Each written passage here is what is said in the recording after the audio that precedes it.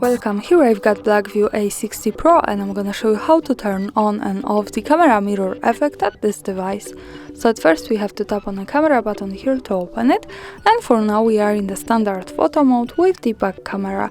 To get access to the mirror effect we have to change this camera to the front one. We can do it by tapping on this button here in the right corner.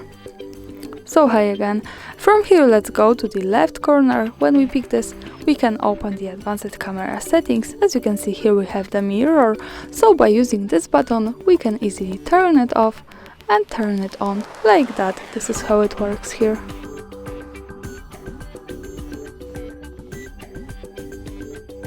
And that's all, thanks for watching, subscribe our channel and leave the thumbs up.